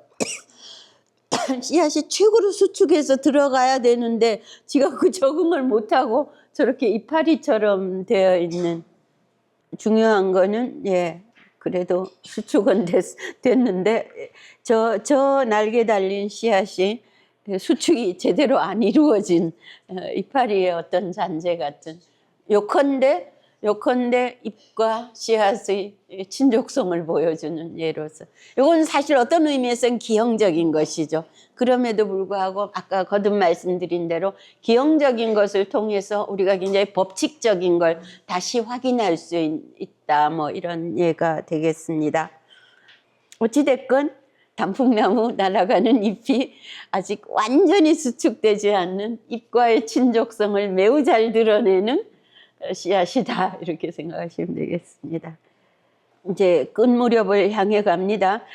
예, 이렇게 우리는 그 자연을, 그 발걸음을 될 수 있는 대로 신중하게 따라간 것 같다. 정말 신중하게 따라갔어요. 식물의 외적 형태를 바꿔가는 그 모든 발전을, 떡잎에서부터 뭐 잎에서 줄기에서, 잎에서 줄기에서, 잎에서 줄기에서, 꽃턱에서, 꽃에서, 씨방에서, 암술대 수술대 했다가 다시 씨로까지 가는 그런 그 모든 발전을 씨앗에서 나오는 데부터 시작하여 새로운 씨앗의 생성까지 우리가 동행해 봤다. 씨앗에 이렇게 껍질 있고 요것도 다시 나올 거잖아요. 콩 생각하시면은 다시 거기서 약간 쌓여 있는데, 눈 있는데 이렇게 쌓여 있잖아요. 그게 이제 다시 이렇게 나올 것이죠. 그래서 그런데 아무튼 1년생에 국한해서 괴테는 살펴봤어요. 그래서 뒤에 얘기 금방 나올 텐데 그 린네는 6년생 정도를 본 것 같아요. 괴테는 1년생으로 명확하게 좀 본 것 같고요. 그렇지만 이 시도에다 필요한 완성도를 부여하기 위해 이제는 잎 하나하나마다 감추어져 있다가 어떤 상황이 되면 발달이 되고 또 다른 상황에서는 완전히 사라지는 것 같아 보이는 눈에 대해서 이야기할 필요가 있다. 예, 눈이 나옵니다. 꽃만이 아니고 그 중간중간에 눈이 나오는데 이것도 눈이 어떤 상황이 되면 발달이 되고 뭐 아니 뭐 없는 것 같고 그런데 저는 저 눈이 너무 재밌습니다. 우리 눈도 저거 고민이에요. 저 사람 눈일 때는 꺽쇠하고 눈 안자를 쓰면 되는데 식물 눈은 식물 눈이라고 표시하기 위해서 뭐 무슨 짓을 해야 될까요? 그냥 예? 촉이라고 써요? 촉. 아무튼 독일어도 마찬가지입니다. 독일어도 눈이에요. 너무 신기해요. 또 싸우기입니다. 눈에서는 이제 또 한 그루 나무가 또 뭐가 나오잖아요. 또 다시 요 단계가 발전해서 크겠죠. 그거는 이제 확대해서 해석하면 나무로 치면은 또 새 가지가 나오는 이런. 예, 모든 마디는 자연에서부터 한 개 혹은 여러 개의 눈을 틔우는 힘을 가지고 있다. 마디가 있는 이유요. 눈을 틔울 수 있는 힘이 있다는 거죠. 감싸고 있는 잎들 가까이에서, 눈은 감싸고 있는 잎 가까이에서 나죠. 잎은 눈의 생성과 성장을 준비하고 또 촉진하는 것 같다. 잎 있는 데서 눈이 나니까 얘가 뭔가 감싸주기도 하고 뭔가 도와주기도 하는 것 같다는 얘기죠. 그래서 그 한마디가 다른 마디에서 나와 연속적으로 발전해 가는 가운데 마디마다 잎 하나, 그 가까이에 있는 눈 하나가 생성되는 가운데 식물의 느리게 진행되는 단순한 첫 번식이 근거한다. 눈이 나오는 거는 이렇게 번식인 거죠. 새로 가지가 하나 또 나올 거니까. 이렇게 잎 있는 데서, 잎겨드랑이 있는 데서 눈이 생기기 때문에 잎이 뭔지 보호도 해주는 것 같고, 저렇게 스케치해 놓은데도 우리 처음에서 본 것 느끼죠. 처음에 나와서 쌍떡잎으로 이렇게 벌어졌다가 가지 줄기 됐다가 그 다음에는 어슷하게 이렇게 나가는 그거 다 그려놨습니다. 어린 쌍떡잎 식물 스케치죠. 네. 뭔가 그 얼마나 고심했나 보세요. 지금 카메라도 없던 시절에 카메라도 없던 시절에 그 저 흑백으로 그림을 그리면서 지금 발전되는 부분 이렇게 또 줄을 그어서 좀 여린 잎으로 그려놓고 좀 더 다 큰 거는 또 더 확대된 걸로 그려놓고요. 그럼에도 불구하고 이제 눈들은 거기서 나오니까 아직 다 어려요. 줄친 부분은 아직 확장과 성장 중인 부분, 예. 흰색은 이미 발전이 된 부분. 떡잎과 줄기잎들의 잎겨드랑이에 있는 눈 혹은 꽃봉오리가 보인다. 여기서 꽃봉오리가 나올 수도 있는 거죠. 아까 괴테 아래는 어떤 사람이 명명했다는 그 나무는 줄기에서 바로 꽃이 피었잖아요. 이런 예가 되는 것이죠. 눈 하나의 작용은 익은 씨앗의 작용과 아주 비슷하다. 자주 눈에서 장내의 식물의 전체 형태를 알아볼 수 있다. 얘기입니다. 잘 익은 씨앗하고 눈하고가 같은 거죠. 요거 씨앗은 자기가 떨어져서 이제 다시 이렇게 자라날 것이고, 눈은 거기 붙은 채로 또 자라날 것이고, 그래서 장내의 식물의 전체 형태를 알아볼 수 있다는 것은 지지의 사실이다. 예, 그래서 뿌리 생장점 역시 바로 그렇게 씨앗 속에서처럼 거기 있으며 특히 수분의 영향을 통해 쉽고도 빠르게 발달된다. 감자 싹 잘라지요. 싹 잘라는데 그게 씨앗 속에 벌써 그 떡잎이 있고 뿌리도 다 있었잖아요. 그것처럼 얘는 지금 뿌리를 자기 몸에다 받고 있는데 이미 다 있는 거죠, 얘도. 눈은 떡잎을 필요로 하지 않는다. 그렇죠. 왜냐하면 이미 받고 있잖아요, 거기 밑에다가. 조직이 다 이루어져 있는 모식물과 이미 완전히 결합되어 있어서 거기서 결합이 되어 있는 한 혹은 떨어진 후에는 새로운 식물로부터 혹은 가지 하나를 꺾어 흙에 심었을 경우에는 곧바로 돋는 뿌리를 통하여 충분한 영양 공급을 받는다. 예. 눈은 떡잎이 필요 없죠, 당연히. 바로 모식물과 결합이 되어 있어서 이 점을 잘 숙고하면 씨란 그 갇혀 있는 상태를 통해서 눈과 구분되고, 눈은 겉에 나와 있잖아요. 씨는 모든 생장점들이 그 속에 갇혀 있습니다. 갇혀 있는 상태를 통해서 눈과 구별되고 그 생성과 분리의 가시적인 원인들을 통해 싹과 구분되지만, 이야기하려고 맨날 이래요. 그럼에도 둘은 가까운 친족이라고 추론해도 된다. 이 말하기 이렇게 힘들어요. 이 말하기 이렇게 힘들어요. 그러니까 생각을 해보세요. 씨하고 눈은 똑같은 거야. 그러면은 어떻게 해요? 믿게 해야죠, 사람들을. 믿게 하려니까 이렇게 힘이 들어요. 그런데 힘들게 믿으면 또 완전히 믿게 되지요. 힘들게 안 믿으면 금방 또 떨칩니다. 그래서 합쳐진 꽃과 결실에 씨앗을 지금까지 우리는 마디잎들이 바뀌는 변화를 통해 설명해 보려고 했다. 눈하고 이렇게 보니까요. 눈 있는 데서 나오니까. 그다음에 요 말 하려고요. 눈에서 발전한 모든 꽃들은 모식물이 땅에 서 있듯이 어미식물 위에 서 있는 온전한 식물로 볼 수 있다. 그러니까 아까 이렇게 꽃 대공들의 여기 얘가 아니네. 이렇게 아까 왜 엉겅퀴 같은 거 이렇게 잎이 있는데 줄기가 나와서 꽃이 피었잖아요. 그런 경우에 눈에서 발전하는 모든 꽃들은 어미식물이 땅에 서 있듯이 어미식물 위에 서 있는 온전한 식물로 볼 수가 있다. 마디에서 나와서 자란 것들은요. 정상적인 규칙적인 발전을 통해서 확인하고 불규칙적인 것을 통해서도 역시 확인하고 눈에서 생성되는 이 꽃들은 눈에서 꽃이 필 경우에요. 영양분이 더 많이 밀려들면 가지가 되어버릴지도 모른다.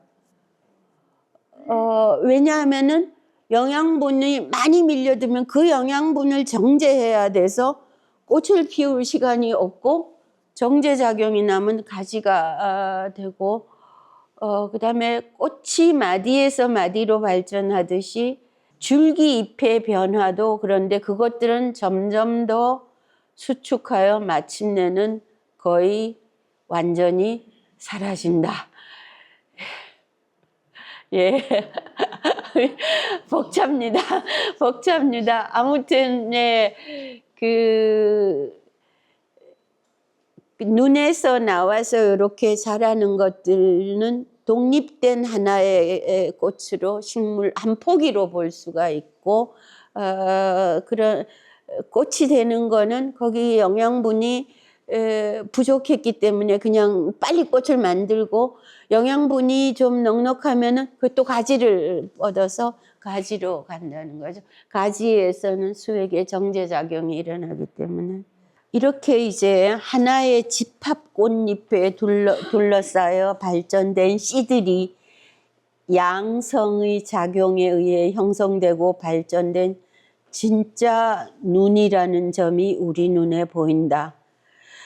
씨가 결국 이 말 하느라고 그렇게 힘이 들어서 양성의 작용에 의해서 형성되고 발전된 진짜 눈이라는 것이다.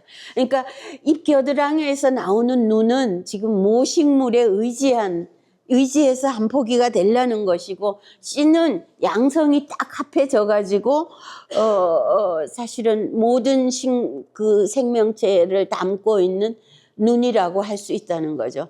진짜 눈은 그냥 어미식물에 뿌리 내리고 있는 것이고, 예, 이 개념을 단단히 쥐고 이런 뜻으로 몇몇 식물들 그 성장과 열매 차례를 관찰해 보면 몇몇 비교해서 눈으로 본 바가 우리에게 가장 확신을 줄 것이다.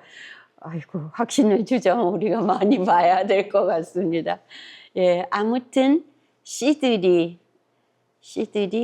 눈이라는 정말 다르게 생겼는데 그러나 눈하고 씨의 결정적인 차이는 씨는 당연히 양성이 합해져서 이루어진 것이고 눈은 그냥 모식물에 뿌리 박고 나 있는 것이고, 예. 괴테가 아주 심혈을 그려서 그린 장미입니다. 장미인데, 예. 장미꽃이 끝나지를 않고 저렇게 또 자라서 저 역동성이 남아있는 예고요. 장미뿐만 아닙니다. 여기서 굉장히 섬세한 건데 조금 그림이 안 좋은데 카네이션도 한 카네이션에서 지금 4줄기가 나왔어요. 이런 게 굉장히 많이 영감을 준 것 같아요. 그러니까 이 내적 동력에 대해서 자라려는 동력에 대해서 자연은 보통 꽃에서 그 성장을 마무리하며 이를테면 결산을 한다는 것을 우리에게 보여준다. 단계를 무한히 계속해 나갈 가능성을 정지시킨다는 것을 말이다. 이건 정지가 안 된 예죠. 이거는 정지가 안 된 예고, 그러나 보통은 꽃에서 결산이 내는 거죠. 거기서 마무리를 하고, 예, 단계를 무한히 계속해 나갈 가능성을 정지시킨다. 씨앗을 만들며 좀 더 빨리 목적에 이르기 위함이다. 자꾸 크기만 하면 언제 번식해요. 그러니까 빨리 씨앗을 맺어서 그 목적에 번식이 당연히 목적이죠. 목적에 이르기 위함이다. 그래서 리네의 식물론을 간단히 얘기하는데요.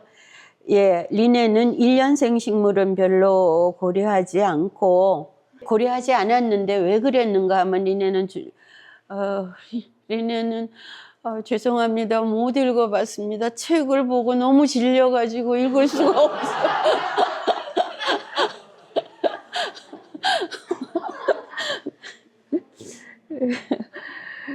예, 그의 약설에 따르자면 1년생 식물 하나하나는 원래는 자연에 의해 6년간 자라도록 규정된 것인데 이 긴 기한을 꽃받침이며 씨방 가운데서 한꺼번에 예시하고 그 다음에는 시들어버린다고 가정했던 것이다.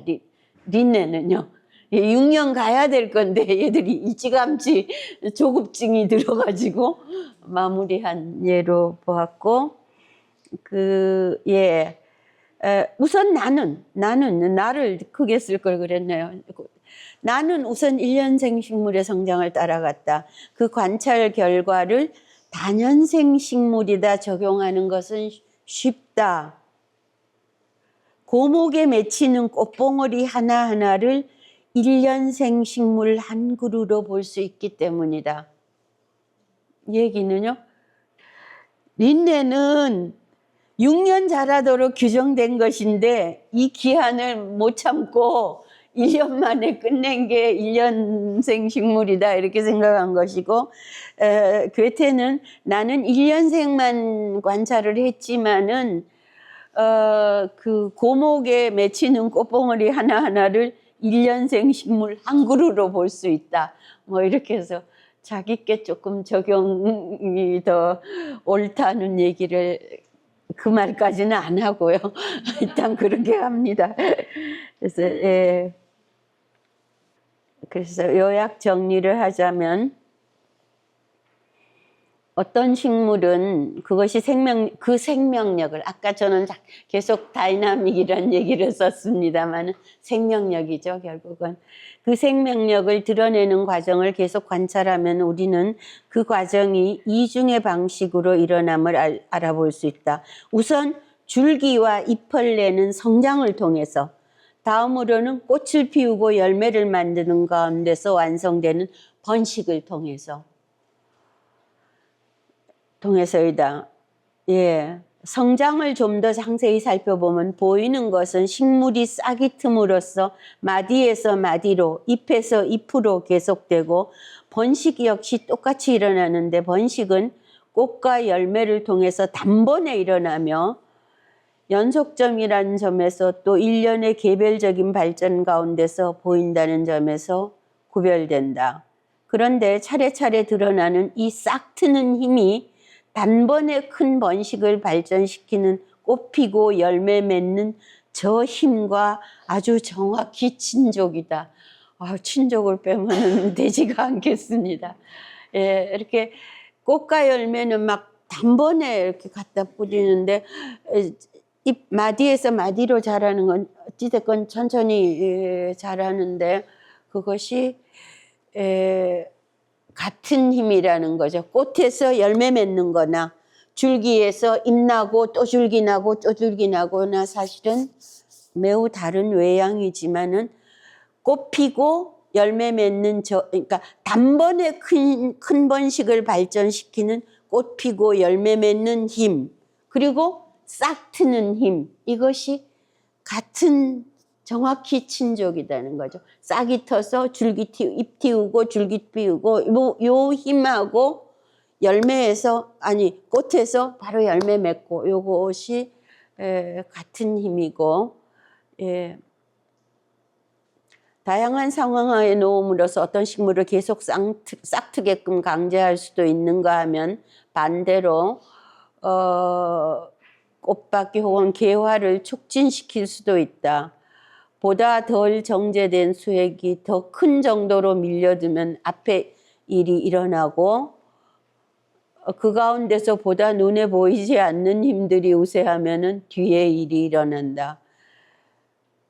예, 보다 덜 정제된 수액, 그러면 이제 꽃이 얼른 펴야죠. 정제됐으면 쭉쭉 자라야 되고. 그런데 아무튼 꽃 피고 열매 맺는 거하고 싹이 트는 거하고가 같은 힘이다. 이 얘기를 하고요. 싹은 연속적 번식이라고 부르고 개화라고 해야 될 것 같습니다. 개화와 결실을 동시적 번식으로 부름으로써 싹은 연속적 번식이죠. 그렇죠. 잎 나고 줄기 나고 잎 나고 줄기 나고 하니까 연속적 번식이고, 그다음에 꽃 피고 씨 맺히는 거는 동시적 번식으로 부름으로써 이 두 가지가 이제 드러나는 방식을 표시했는데, 싹트고 있는 식물은 다소간에 확장된다. 그렇죠. 잎 나고 자라고 잎 나고 자라고 해야 되니까요. 식물은 잎자루 혹은 줄기를 발전시킨다. 마디와 마디 사이의 공간들은 되게 관찰할 수 있고 보이죠. 잎들은 줄기에서부터 사방으로 펼쳐진다. 반면 꽃 피고 있는 식물은 그 모든 부분에서 수축한다. 길이와 넓이가 두루 사라지는 듯 모든 기관이 최고도로 집중된 상태에 있다. 예, 우선 서로 붙어서 발달한다.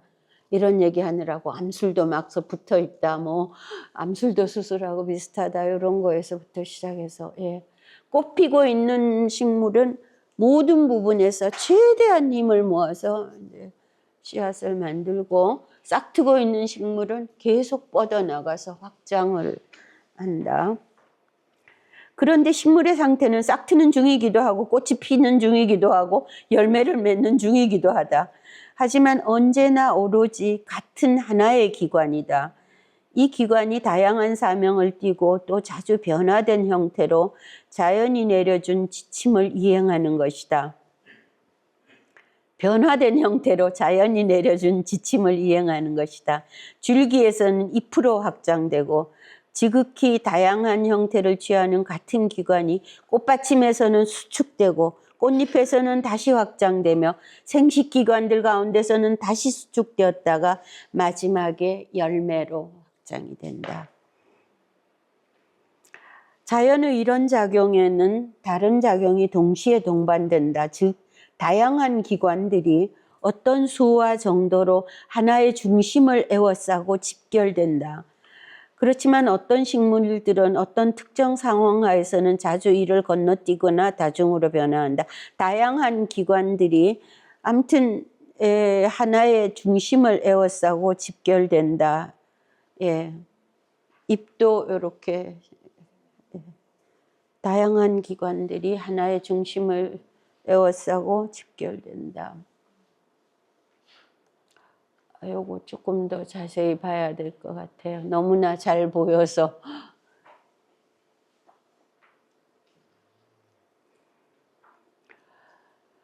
예, 그 밖에도 본 강론의 끝에서 나는 눈의 발전도 성찰하고 그것을 통해 오므라든 꽃들 그리고 열려있는 씨방도 설명하려 해보았다. 이런 방식으로 나는, 여기 마지막 항목입니다. 이런 방식으로 나는 내게는 아주 확신을 주는 의견 하나를 가급적 분명하고 완벽하게 설명하려고 노력했다. 그럼에도 불구하고 이 의견이 아직 완전히 인증받지는 못했다. 그것이 아직 이런저런 이의가 있다면 논한 내용이 어디서나 적용될 수 있지는 않아 보인다면, 그러니까 이의가 있다면 어디서나 적용될 수 있지 않아 보인다면 모든 기억을 잘 담아두었다. 이 자료를 다음에 좀 더 자세히, 좀 더 상세히 논하는 것이 내게는 그만큼 더 큰 의무가 될 것이다. 이 소개 방식을 좀 더 일목요연하게 만들고 또 일반적인 갈채를 받기 위해서 말이다. 지금으로서는 그런 걸 기대하기 어렵지만 말이야. 이렇게 불확실하고 조심스럽습니다. 하나의 주장을 만들어가는 데는. 예, 그게 왜 이래야 되나 또 싶기도 한데, 이렇게까지 공부하겠다 그러고 이렇게 조심스럽게 하는데 그 말을 어떻게 귀 기울여 듣지 않을 수 있겠어요. 그래서 뭐 정말 많은 잎들이 어떤 잎들 상황에 따라서 더 갈라지기도 하고 뭐 덜 갈라지기도 하고, 성장과 수축, 그러니까 팽창과 확장과 수축 뭐 이런 것들이 부분에서도 나타나고 크게도 나타나고, 아까 부채야자 잎만이 아니라요, 많은 예들이 나옵니다. 예, 그다음에 식물의 나선 성향이라는 그 별도의 논문인데 요거는 그냥 브라질에 식물이 많아가지고요. 브라질 식물학자 하나가 또 이렇게 또 만들어졌어요. 그때한테. 그때 부탁해서 저렇게 나선 성향이 있다고. 그래서 그런 것들도 뭐 이제 나선 성향을 두루 살펴봅니다. 저 의아리 꽃에도 저 또 넝쿨손도 이렇게 나선으로 감기고 뭐 이런 것도 보고 또 포도 넝쿨이 이렇게 감기는 것도 그려보고 예. 뭐 열심히 보죠. 포도 넝쿨의 세 번째 마디는 넝쿨손을 내보내지 않는다. 아이고 예. 그 점을 어떻게 해석해야 할지는 아직 밝혀지지 않았다. 예, 정말 그 엄밀하게 연구를 하네요. 아, 그리고 감자도요. 자세히 보면 눈도 은연중에 나선을 그리고 있다는 거예요. 이렇게 예. 감자 싹도. 그러니까 저기에다 뿌리도 받고 있고 나선도 그리고 뭐 감자 싹 나면은 이게 먹어야 되나 버려야 되나 하는데 다른 시선이 열립니다. 예, 그다음에 이것도 이제 책을 가지신 분은 나중에 읽어보시는데요. 세상에 그 이 식물 번역론을 프랑스 어떤 사람이 프랑스어로 번역을 했는데 거기다가 또 자기의 식물에 대한 관심의 역사를 써줬어요. 그래서 그것도 재밌어요. 어떻게 해서 내가 식물에 대해서 그렇게 관심을 갖게 되었는가 뭐 이런 얘기가 있고 예, 말씀드린 대로 연보는 정말 재밌습니다. 아니 근데 연보는 괴테가 만들지는 않았을 것 같은데 아무튼 굉장히 정밀하게 됐어요. 몇 장 나갑니다. 식물에 대한 관심의 연보만 살피고 그다음에 사진을 좀 몇 장 그냥 제가 넣었습니다. 원식물 아까 우어플란체라는 팔레르모의 공원입니다. 괴테가 그 원식물의 개념을 가졌던 항구 쪽에 있거든요. 아, 또 제정신 아닌 저는 반드시 여기에 가서 앉아서 이것의 교정을 한번 보고 오겠다는 결심에 따라서 로마에서 귀국 이틀 전이네요. 이틀 전에 밤에 밤기차를 14시간을 타고 가서 내려서 여기 앉아가지고 이걸 교정을 한번 본 다음에 다시 밤기차를 타고 와서 다시 비행기를 타고 서울로 왔습니다. 예, 이런 식물들을 보면서 어땠을까 싶어요. 예, 그대는 아는가 레몬꽃 피는 나라 남국이죠. 요 의아리 같은 것도 얼마나 열심히 봤겠습니까? 저또 수술이죠. 수술이 이렇게 또 올라와서 또 어디가 암술이 되는지 암술이 되고 수술이 되고 이런 것도 그러니까 크게도 보고 작게도 보고 이렇게 예, 요거는 예 극락조화죠. 예. 이런 것도 자세히 보고 예, 선인장도 이거 어마무시 큰 거예요. 그래서 이런 것도 좀 자세히 보고 선인장이야말로 다 사실 잎이잖아요. 예, 이 부겐베리아 정말 열심히 봅니다. 예, 정말 열심히 봐서 요 타겹이요.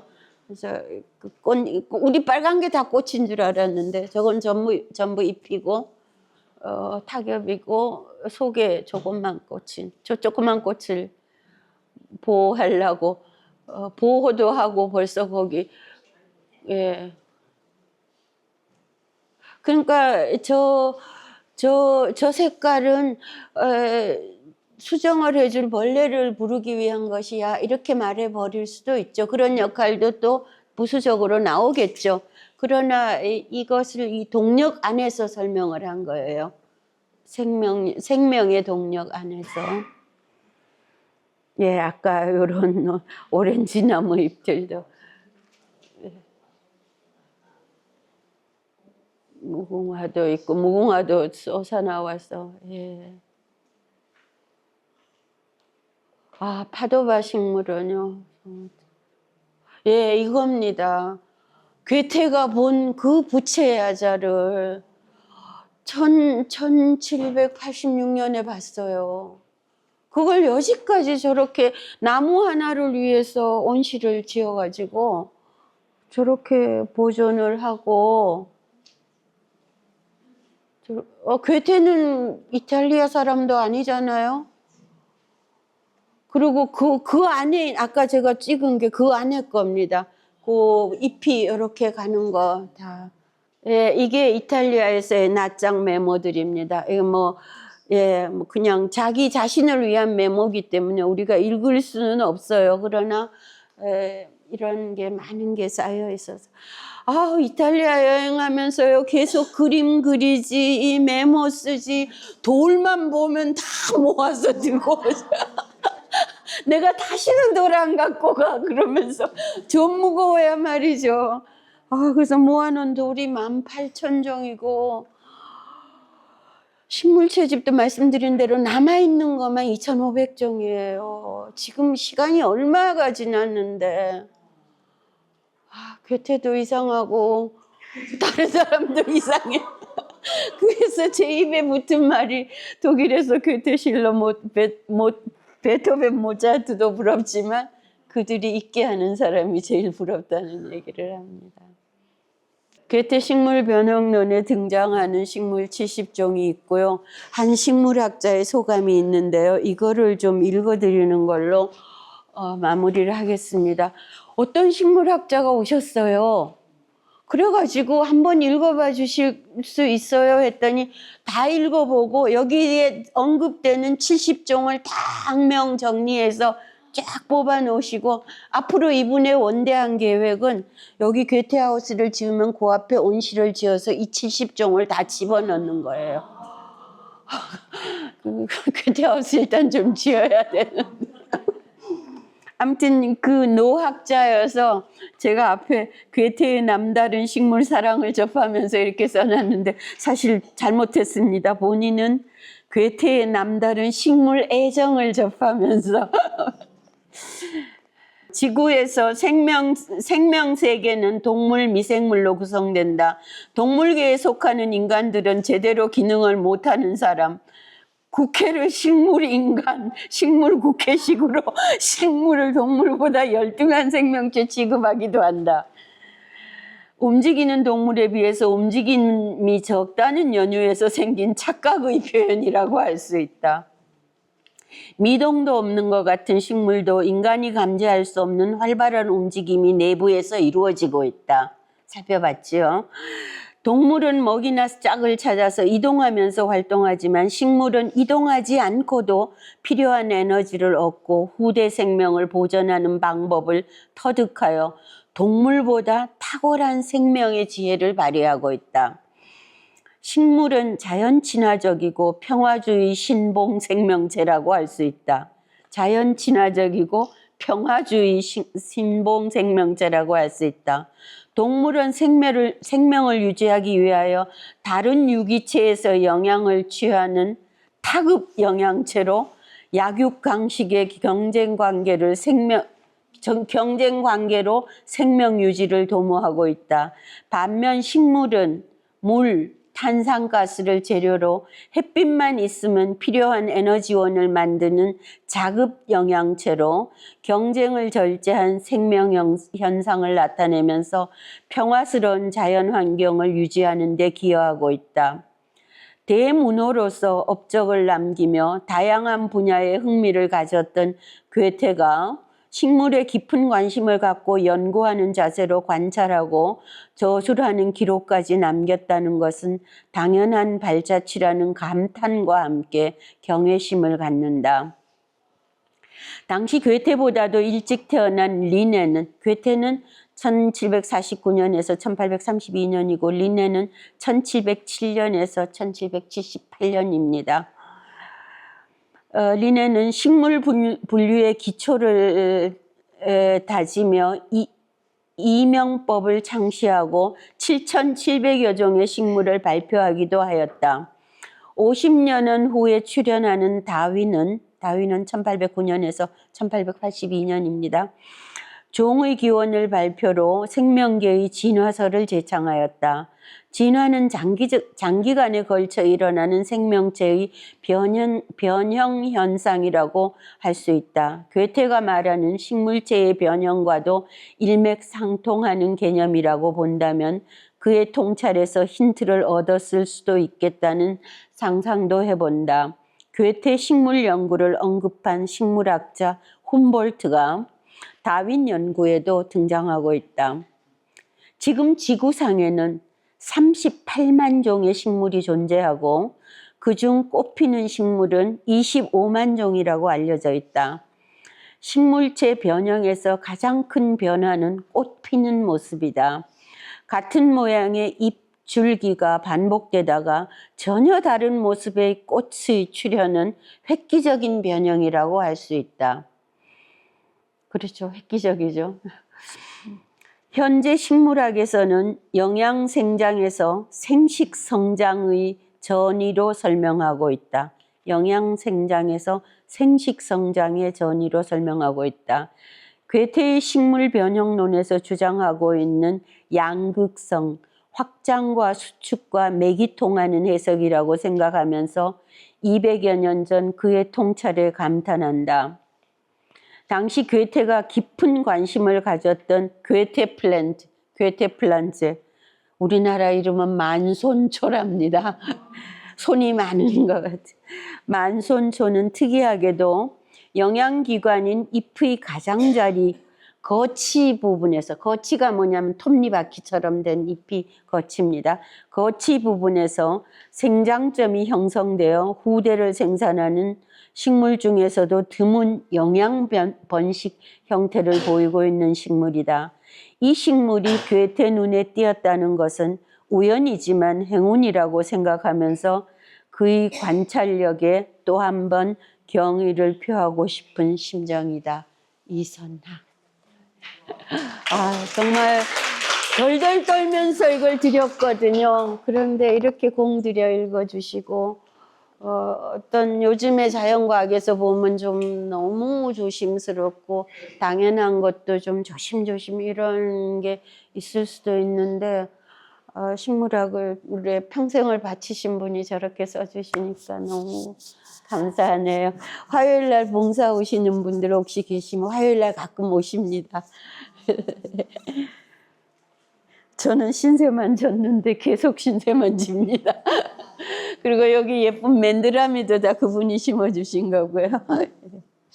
네, 아무튼 그리고 여기 오시는 분들도 다들 여기 오시면서 그러니까 나는 식물을 싫어, 뭐 꽃은 싫어 이런 사람은 없는 것 같아서 또 우리를 다 이어주는 공통점이기도 한 것 같고요. 아무튼 너무나 감사합니다. 제가 쪼물쪼물한 거는 나중에 좀 고쳐주시고 이 책을 완성되지 않은 책을 책인 것처럼 저기 놔두고 심지어 복사비까지 받아서 너무 죄송해요.